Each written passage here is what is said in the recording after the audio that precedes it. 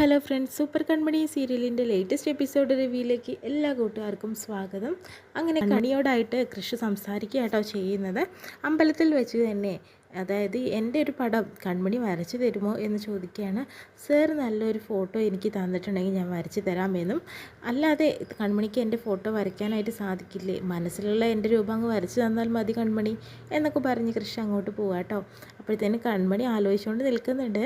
ഗോകുൽ പറഞ്ഞതെല്ലാം തന്നെ ശരിയാണെന്നാണ് തോന്നുന്നത് എന്നൊക്കെ എൻ്റെ മനസ്സിലെ ഓരോരോ ആഗ്രഹങ്ങൾ വന്നു ചേരുകയാണല്ലോ വിഘ്നേശ്വര എന്നൊക്കെ പ്രാർത്ഥിക്കുന്നുണ്ട് കേട്ടോ. പിന്നീട് കാണിക്കുന്നത് കൃപയും അതുപോലെ തന്നെ സാഗറിനെയും സുജാതയൊക്കെയാണ് കേട്ടോ. കൃപയെ ഫംഗ്ഷന് വേണ്ടി ഒരുക്കുകയൊക്കെ ആയിരുന്നു നേഴ്സ്. അതിനുശേഷം തന്നെ കൃഷാണെങ്കിലോ അവിടേക്ക് പ്രസാദമായിട്ട് വരുന്നു. ഇതാ എൻ്റെ അനിയത്തിക്ക് ഞാൻ പ്രാർത്ഥിച്ച് കൊണ്ടുവന്ന പ്രസാദമാണ്, ഇത് നീ തൊടണം എന്ന് പറഞ്ഞിട്ട് തൊട്ട് കൊടുക്കുന്നുണ്ട് കേട്ടോ. അതിനുശേഷം തന്നെ നിൻ്റെ ആരോഗ്യത്തിന് വേണ്ടി തന്നെ ഞാൻ പ്രാർത്ഥിച്ചത് എന്നൊക്കെ പറയുന്നുണ്ട്. നമുക്ക് എന്തായാലും ഈ ഒരു ദിവസം ആഘോഷിക്കണം, നമുക്കൊരു പായസമൊക്കെ വെക്കണ്ടേ എന്നൊക്കെ ചോദിക്കുന്നുണ്ട്. പായസമൊക്കെ വെക്കാനായിട്ട് ഞാൻ ഒരാളെ കൊണ്ടുവന്നിട്ടുണ്ടെന്നൊക്കെ പറയുന്നുണ്ട്. ആരെ? അതൊക്കെ ഉണ്ട്, ഞാൻ അമ്പലത്തിൽ വെച്ചിട്ട് തന്നെ കൺമണിയെ കണ്ടു, എന്നിട്ട് അവളെ കൂട്ടായിരുന്നില്ലേ കൃഷി എന്ന് സുജാത ചോദിക്കുന്നുണ്ട്. ഞാൻ തീർച്ചയായും അവളെ കൂട്ടിക്കൊണ്ടാണ് അമ്മ വന്നിട്ടുള്ളത് എന്നൊക്കെ പറയുന്നുണ്ട്. അവളോട് ഉണ്ട് എന്ന് പറയുന്നു. അങ്ങനെ ആൻറ്റിയമ്മ ചെന്നിട്ട് കെട്ടിപ്പിടിക്കാട്ടോ ചെയ്യുന്നത്. മോളെ നീ ഉള്ളത് കൊണ്ടാണ്, ഞങ്ങളൊരു ഗസ്റ്റാണ് നീ ഉള്ളത് കൊണ്ടാണ് കൃപ ഇന്ന് ജീവനോടെ ഉള്ളത് എന്ന രീതിയിലൊക്കെ പറയുന്നുണ്ട്. ഇതിൻ്റെ എല്ലാ ക്രെഡിറ്റും മോൾക്കുള്ളതാണെന്നൊക്കെ പറഞ്ഞ് കെട്ടിയൊക്കെ പിടിക്കുന്നുണ്ട്. അങ്ങനെ സുജാതയും സാഗറും അതുപോലെ കൃഷും അങ്ങോട്ടേക്ക് വരുന്നുണ്ട് കേട്ടോ. മോളെ നീ ഞങ്ങളുടെ ഭാഗ്യമാണ്, നീ എപ്പോഴാണ് വന്നത് എന്ന രീതിയിലൊക്കെ ചോദിക്കുന്നുണ്ട്. ഇതെന്താ മോളെ കയ്യിൽ എന്നൊക്കെ ചോദിക്കുമ്പോൾ ഇത് ഞാൻ കൃപയ്ക്ക് കൊണ്ടുവന്നിട്ടുള്ള ഒരു ഗിഫ്റ്റാണ് എന്നൊക്കെ പറയുന്നുണ്ട്. എന്നാൽ കൃപയ്ക്ക് കൊടുത്തോളൂ എന്ന് പറയുന്നു. അതിനുശേഷം കൃപ, മോളെ നിനക്ക് ഞാനൊരു സമ്മാനം കൊടുത്തിട്ടുണ്ട്, നീ ഇത് നോക്കണം എന്ന് പറഞ്ഞ് കൃപയ്ക്ക് കൊടുക്കുകയാണ്. അങ്ങനെ കൃപയുടെ നല്ലൊരു ഫോട്ടോ ആണ് കേട്ടോ അതിലുള്ളത്.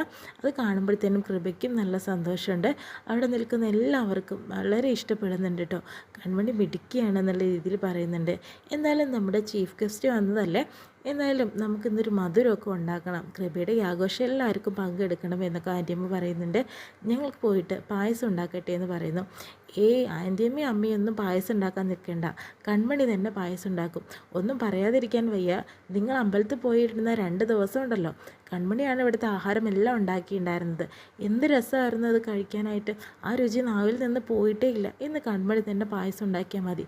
അത് സാരമില്ല മോനെ, കാരണം കൺമണി നന്നായിട്ട് പാചകം ചെയ്യുമായിരിക്കാം, പക്ഷെ ഇന്ന് നമ്മുടെ ഗസ്റ്റാണ് കൺമണി, അവൾ അടുക്കളയിൽ കയറ്റുന്നത് ശരിയല്ല എന്ന് സാഗർ പറയുകയാണ്. അത് സാരമില്ല, ഞാൻ തന്നെ ചെയ്തോളാം സർ എന്ന് പറയും. നിങ്ങൾക്ക് ഇഷ്ടമുണ്ടെങ്കിൽ ഞാൻ ചെയ്തോളാം എന്ന് പറയുന്നു. ഞങ്ങൾക്ക് ഇഷ്ടക്കമ്മിയൊന്നുമില്ല. പിന്നെ ആൻറ്റിയമ്മ പറയുന്നുണ്ട്, കൺമണിയെ നമ്മൾ എന്തിനാണ് എപ്പോഴും ഗസ്റ്റായിട്ട് കാണുന്നത്, അവൾ നമ്മുടെ വീട്ടിലൊരു അംഗമല്ലേ, അവൾ ഉണ്ടാക്കിക്കോട്ടെ എന്ന് പറഞ്ഞ് മോളെ എന്ന് പറഞ്ഞ് കൊണ്ടുപോകുന്നു. അങ്ങനെ നല്ല പായസത്തിൻ്റെ മണം കേട്ടുകൊണ്ട് തന്നെ ആൻറ്റിയമ്മയും അമ്മയും കൂടി വരുന്നുണ്ട്. സുജാത പറയുന്നുണ്ട്, പായസം റെഡിയായോ ഇല്ലയോ എന്ന് എനിക്കറിയണ്ട, എനിക്ക് കുറച്ച് പായസം വേണമെന്ന് പറയുന്നു. ആൻറ്റിയമ്മ അങ്ങനെ തന്നെ പറയുന്നത്. അങ്ങനെ കുടിച്ചു നോക്കുമ്പോൾ ഗംഭീര അഭിപ്രായമാണ് പറയുന്നത്. പിന്നെ ആൻറ്റിയും പറയുന്നത് കേട്ട് കഴിഞ്ഞാൽ ഞാൻ വലിയ സംഭവമാണെന്ന് തോന്നും. അങ്ങനെയൊന്നല്ല മോളെ, ഇത് വളരെ ടേസ്റ്റുണ്ട്, ഞാൻ ജീവിതത്തിൽ ആദ്യമായിട്ടാണ് ഇങ്ങനെ ഒരു പായസം കഴിച്ചതെന്ന് സുജാത പറയുന്നുണ്ട്.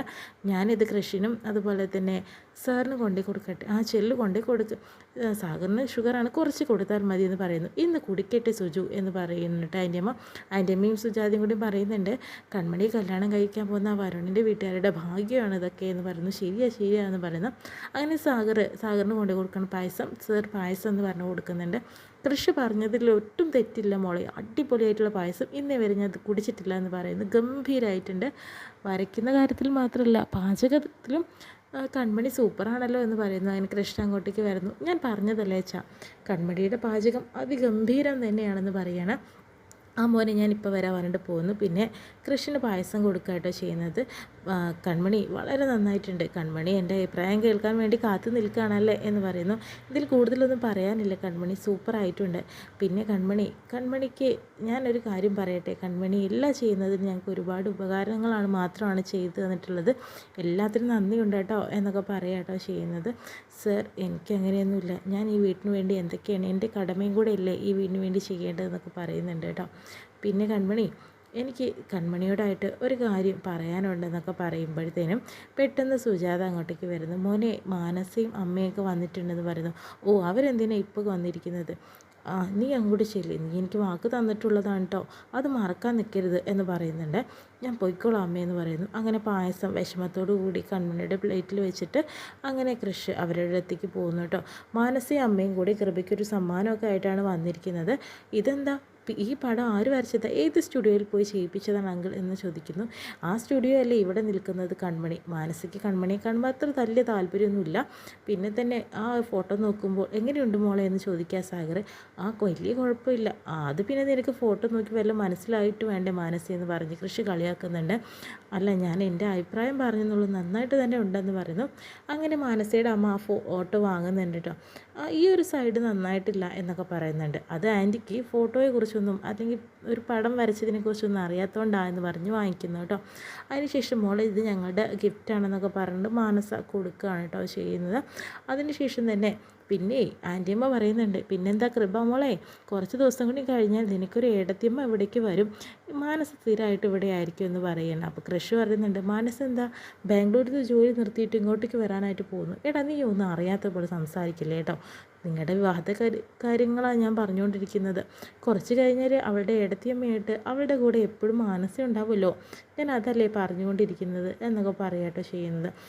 അതിപ്പോൾ വലിയ കാര്യമായി എന്നൊക്കെ പറയുന്നു. എത്രയും പെട്ടെന്ന് തന്നെ കൃഷി നിങ്ങളുടെ വിവാഹത്തിൻ്റെ തീയതി നിശ്ചയിക്കാനാണ് ഞങ്ങളും കൂടി വന്നത്. എത്രയും പെട്ടെന്ന് തന്നെ വേണം, ഇനി അത് വൈകിച്ചൂടാ, വൈകിക്കുന്ന അത്ര നല്ല കാര്യമൊന്നുമല്ല, പെട്ടെന്ന് തന്നെ ആയിക്കോട്ടെ എന്ന രീതിയിലൊക്കെ സംസാരിക്കുന്നുണ്ട് കേട്ടോ. അപ്പോൾ ഇതിനും മാനസയാണെങ്കിലോ കൃഷ്ണ വന്ന് കെട്ടിപ്പിടിക്കുന്നുണ്ട് കേട്ടോ. നമ്മൾ ആഗ്രഹിച്ച ആ ദിവസം വന്നെത്താൻ പോവുകയാണ് കൃഷി എന്നൊക്കെ പറഞ്ഞ് കെട്ടിപ്പിടിക്കുമ്പോഴത്തേനും കൃഷ്ണ അതൊട്ടും തന്നെ അക്സെപ്റ്റ് ചെയ്യാനായിട്ട് സാധിക്കുന്നില്ല. മാനസയെ പിടിച്ചു മാറ്റാനായിട്ട് കൃഷ് നിൽക്കുക കേട്ടോ ചെയ്യുന്നത്. അപ്പോഴത്തേനും വീട്ടുകാരൊക്കെ എന്തായാലും പറയുന്നുണ്ട്, എത്രയും പെട്ടെന്ന് തന്നെ കല്യാണം നടത്തിക്കോ, അല്ലെങ്കിൽ ഇവരുടെ ഒരു കാര്യം പറയാതിരിക്കുകയാണ് നല്ലതെന്ന് പറയുന്നു. പിന്നെ ആ ഡേറ്റ് കുറിക്കാൻ വേണ്ടിയിട്ട് തന്നെ സുജാതയും സാഗറും കൂടി കൃഷിൻ്റെ അടുത്തേക്ക് പോകുന്നു. ബാഗിൽ കൺമണിയുണ്ട് കേട്ടോ. അപ്പോഴത്തേനും കൃഷാണെങ്കിൽ പറയുന്നുണ്ട്, എനിക്ക് മാനസേ വേണ്ട അമ്മേ, ഞാൻ എത്ര വട്ടമാണ് പറഞ്ഞത്, പക്ഷെ നിങ്ങൾ ആരും അതൊന്ന് കേൾക്കാൻ പോലും നിൽക്കുന്നില്ലല്ലോ. നീ എന്താ മോനെ ഇങ്ങനെയൊക്കെ പറയുന്നത്, നിന്നോട് അമ്മ പറഞ്ഞിട്ടുള്ളതല്ലേ, ഞാൻ പറഞ്ഞത് നീ എന്തെങ്കിലും അനുസരിച്ചിട്ടുണ്ടോ എന്നൊക്കെ പറയുന്നുണ്ട്. എനിക്ക് അവളെ അംഗീകരിക്കാൻ സാധിക്കുന്നില്ല അമ്മേ, അതുകൊണ്ട് മാത്രമല്ലേ ഞാൻ ഇങ്ങനെ പറയുന്നത്. അമ്മയ്ക്ക് എന്നെ മനസ്സിലാക്കാൻ സാധിച്ചിട്ടില്ലല്ലോ, പിന്നെ ഇപ്പോൾ എന്താണ്, നീ എന്താ ഇങ്ങനെ, നിശ്ചയം കഴിഞ്ഞോ, ഇന്ന് അവർ ആ ഡേറ്റ് കുറിപ്പിക്കാൻ വേണ്ടിയിട്ടും കൂടിയാണ് ഇങ്ങോട്ട് വന്നത്. നീ പരസ്യമായിട്ട് ആ ഡേറ്റും കാര്യങ്ങളും അവൾ വിവാഹം കഴിക്കാൻ വളരെയധികം ഇഷ്ടമാണെന്നും എല്ലാവരുടെ മുന്നിൽ വെച്ച് പറയുമെന്നല്ലേ ഞാൻ വിചാരിക്കുന്നത്. നീ അത് പറയാതെ ഒഴിഞ്ഞു മാറി നിൽക്കുവാണ്, അത് ശരിയല്ല മോനെ, നീ ചെല്ലെന്ന് പറയുന്നു. എനിക്കവളെ വേണ്ട അമ്മ എന്ന രീതിയിൽ പറയുമ്പോൾ സാഗറിനാണെങ്കിലോ ദേഷ്യം വരുന്നുണ്ട്. എന്താടാ നീ ഈ പറയുന്നത്, നീ എന്താ ഈ കാണിക്കുന്നത് എന്ന രീതിയിൽ പറയുന്നുണ്ട്. അപ്പോൾ സുജാത പറയുന്നുണ്ട്, സാഗർ വേണ്ട, ഒന്നും പറയണ്ട, അവൻ എന്താ ചെയ്തോട്ടെ, നമ്മൾ ഇനിയൊന്നും ഇതിൽ ഇടപെടാനൊന്നും പോകണ്ട, അവൻ്റെ ഇഷ്ടം എന്താ ചെയ്യട്ടെ എന്ന് പറയുക കേട്ടോ ചെയ്യുന്നത്. അങ്ങനെ കഷ്ടകാലത്ത് നിൽക്കുകയാണ് കൃഷ്. അങ്ങനെ ഗോകുൽ കൺമണിയെ വിളിക്കുന്നുണ്ട് കേട്ടോ. അപ്പോൾ എന്തായി സാറ്, അപ്പയെ പ്രപ്പോസ് ചെയ്തോ, അവിടെ എന്തൊക്കെയാണ് പരിപാടി എന്ന് ചോദിക്കുന്നുണ്ട്. എന്ത് പരിപാടിയാണ് മോനെ, ഞാനിവിടെ പായസം ഉണ്ടാക്കി കൃഷി സാറിന് കൊണ്ടു കൊടുത്തു, വീട്ടുകാർക്ക് അവർക്ക് നല്ല അഭിപ്രായമാണ് പറഞ്ഞത്. പിന്നെ എന്താ അപ്പേ, എന്താ വേറൊരു കാര്യം കൂടി നടന്നില്ലേ എന്ന രീതിയിൽ ചോദിക്കുമ്പോൾ കൺമണിക്കൊന്നും പറയാൻ പറ്റാതെ നിൽക്കുന്നതായിട്ടാണ് അന്നത്തെ എപ്പിസോഡ് വിശേഷം കാണിക്കുന്നത്.